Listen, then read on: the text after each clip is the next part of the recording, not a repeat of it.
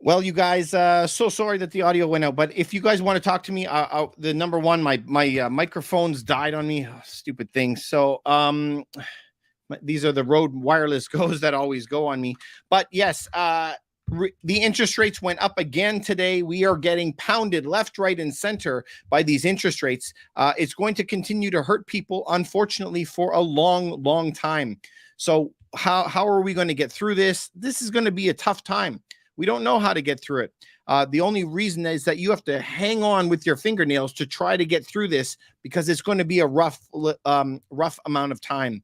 So as inflation is going to continue to hit everybody, you guys can leave me some questions. If you have some questions on TikTok, Instagram, wherever channel that you're on right now, you can let me know and I'll try to see if there's something that we can do to help you. So real estate prices are going to continue to get compressed. As real estate prices are going to get compressed, we're going to see more and more difficulty in the market. So in Toronto, where I am, we're seeing it already right now.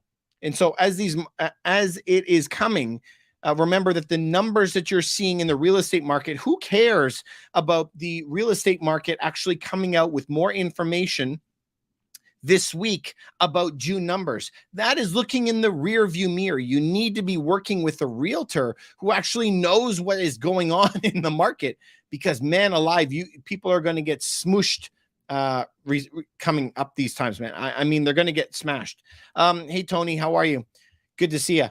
So if we're not paying attention to what is happening in the market, I guarantee you everyone is going to get hammered. And so I'm preparing for the worst, but I also cannot wait. I'm super, super excited about it.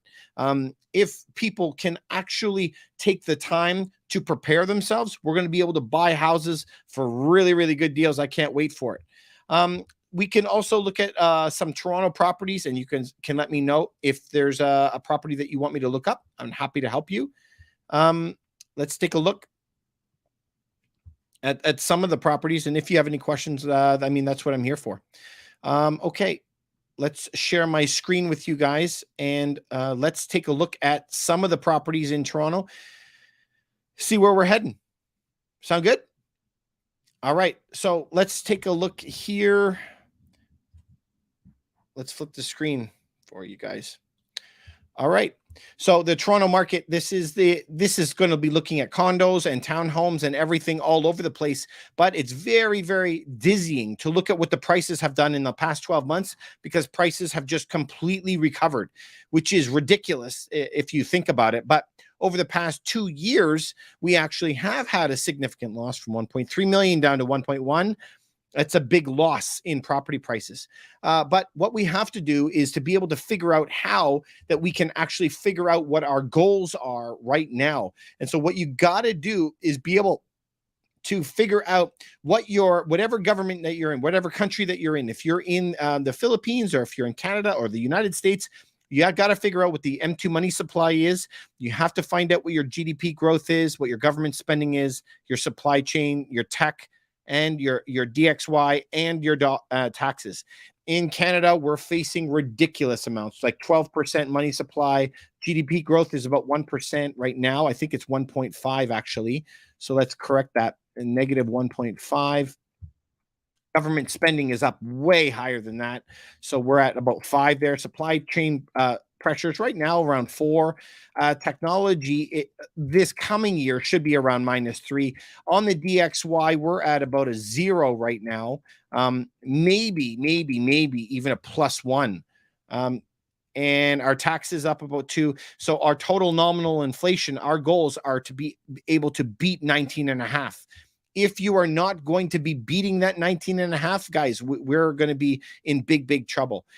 If you're not doing that, remember, the goal here is always to be able to beat inflation.